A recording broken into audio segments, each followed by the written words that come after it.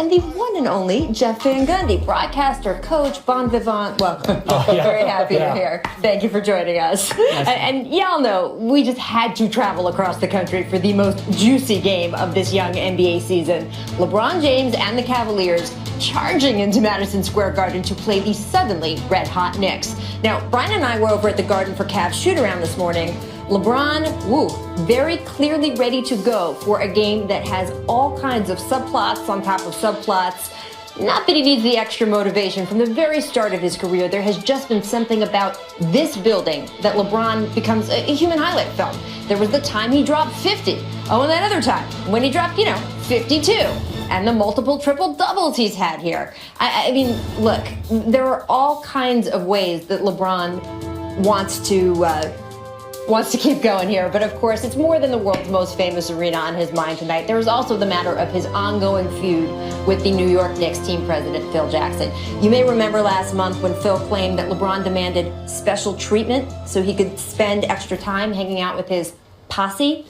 LeBron took a lot of exception to that, as did the guys around him, who, by the way, run several multi-million-dollar businesses and are hardly hangers-on.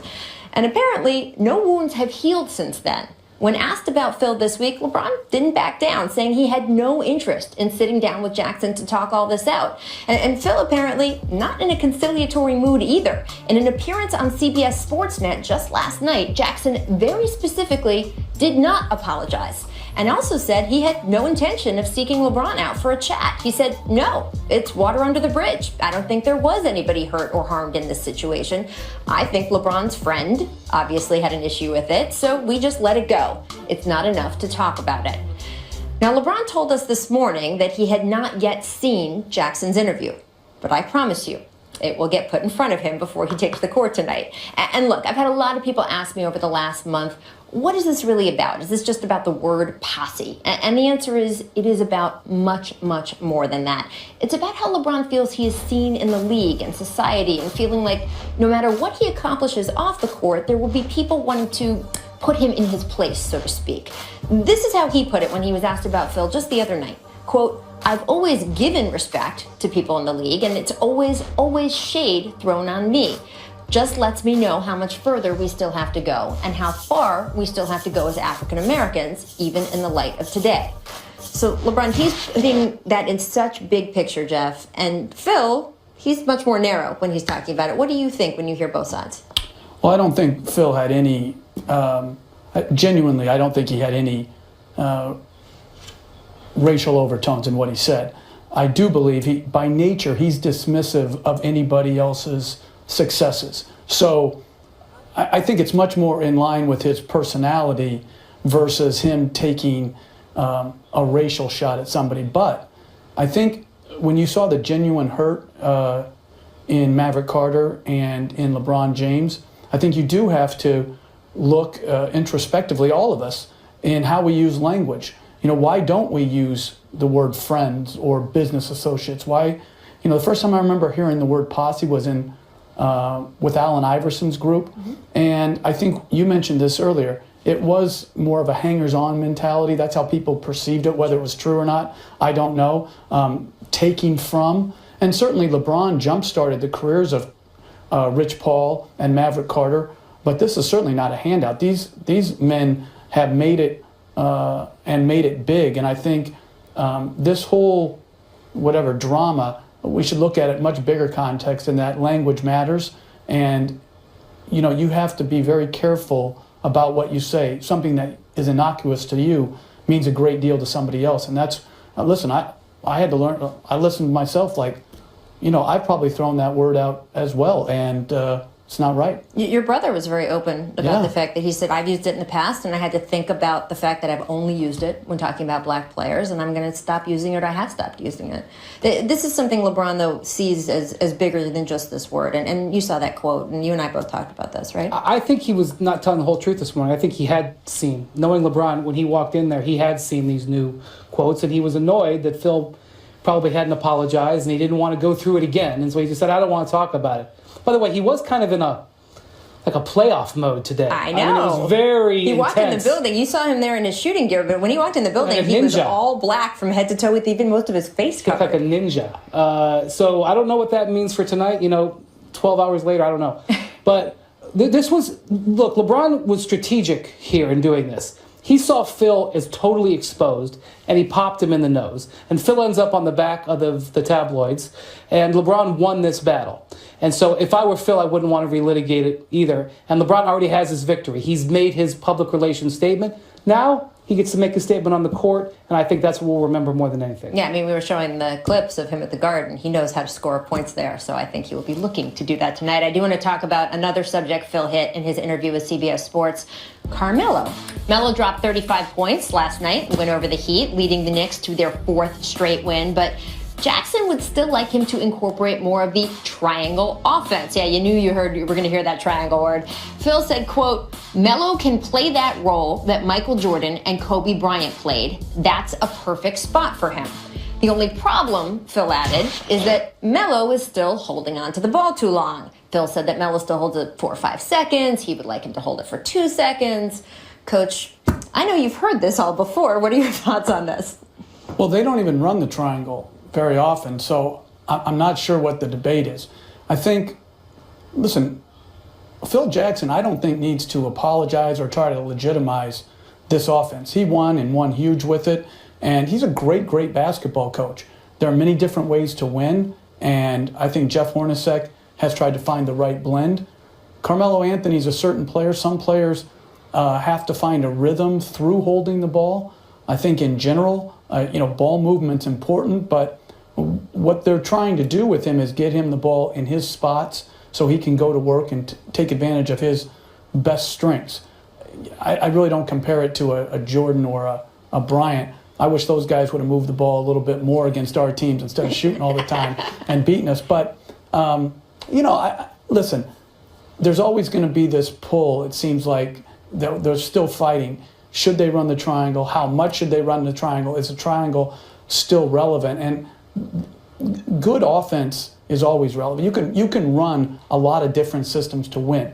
Jeff Hornacek has to run what he feels is best for his team.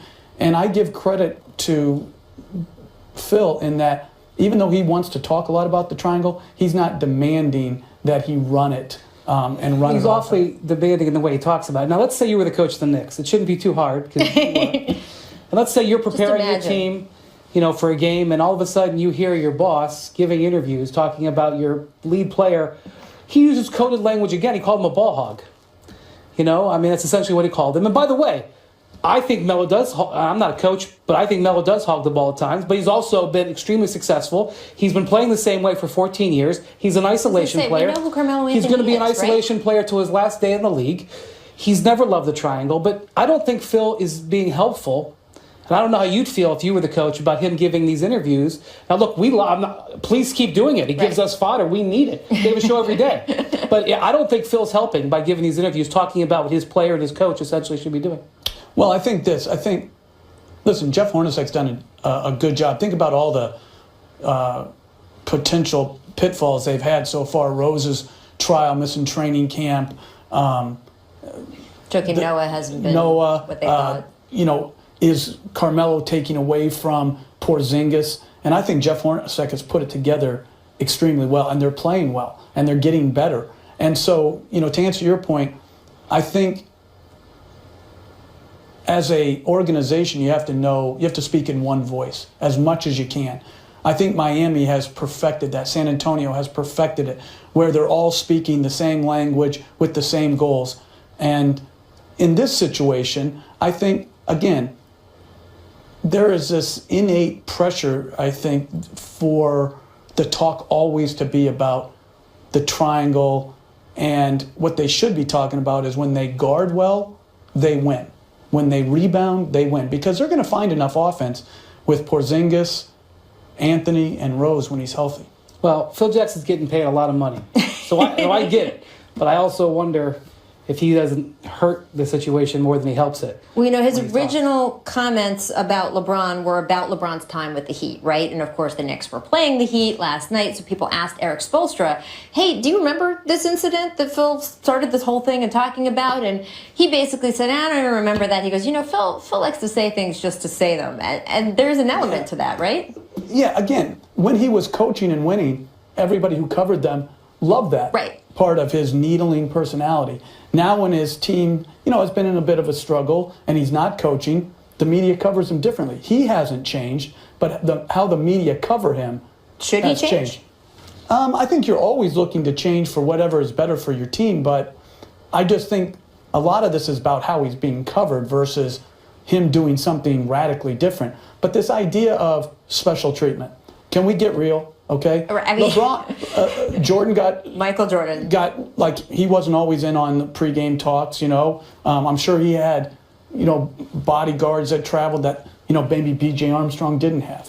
I mean, Patrick Ewing, when I coached him here, trips to Atlantic City maybe that other players he parked underneath, and I was parking across the street. Right. And guess what? It should have been that way. Right. So with your Honda Civic. Yeah, well, yeah, that and like I would have carried him over if he needed to. But the point is that. And LeBron saying he's never gotten special treatment? Come on, stop. Like, let's just, if we want the real truth, I just wish we could either say, I'm not going to answer that because I don't think it would reflect well on me. But the best players have always gotten, and I don't mean special treatment in a negative sense, just they get more considerations beyond getting paid more. They have more pressure on them. Listen, I think it's normal. That's why we use the expression, the guy you build your franchise around. That is literally the way teams work around these guys. So we also want to talk about the second game of our doubleheader tonight. The Clippers host the Warriors in a huge game for Western Conference bragging rights and really pride for Los Angeles. Remember, when these teams met in the preseason, it was a disaster for the Clippers. They were down by 53 points at one stage. And Coach, how badly do you think the Clips need this win tonight? Again, I'm not into statement regular season games. I think they want to play well. I think they will play well.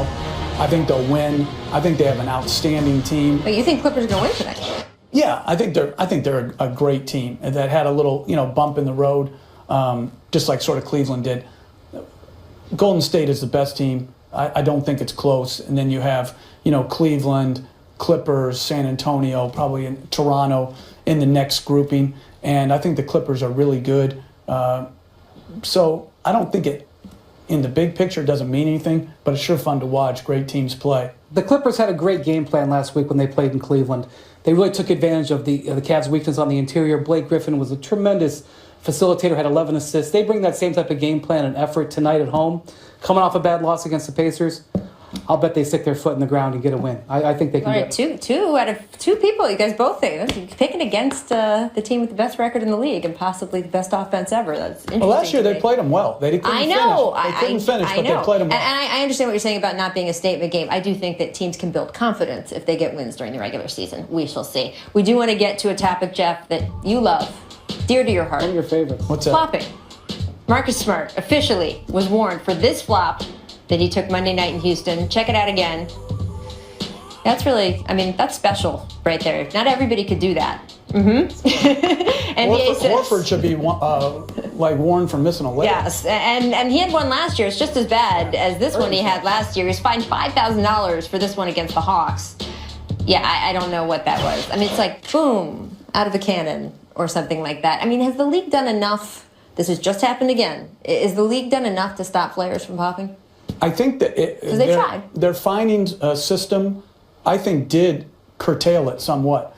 I think, again, they have to reevaluate constantly to see, listen, is it starting to creep back up? Because I noticed because of that finding system that it did go down, but if it starts to creep back in, they got to come down. And your blood pressure went down a little bit during games, too. Because listen, I get so sick of it. You can see on the screen here, we've got some nice ones for you. Just injuries out of nowhere, some special moments. It's the NBA you love, right? Well, the thing I would say, the only thing I disagree with their findings, like I think if you fine, even if you're fouled, it shouldn't be called. Okay. Like right here, that's a foul, but if he takes a dive like that, no, sorry, you're out of bounds. You're out of bounds. I think it's not like the dress code. They brought it in like 7 or 8 years ago. It was oppressive at the start. They let it go now, but everybody's dressed better. Right. The flopping was oppressive at the start. They don't enforce it as much now, but overall in the league, it's a little bit better. I feel like there's some pretty egregious. We've seen some pretty egregious. There's some pretty egregious outfits just too. in the last couple of weeks. That's true. But now those guys are paying many thousands of dollars for those outfits, and they are then paying many $1,000s in fines for the flaps. So it all comes full circle. Jeff, thank you so much for spending time with us. We know you have to run over to the Garden to call tonight's game. We think it's going to be a great one. We appreciate it. Got it. All right.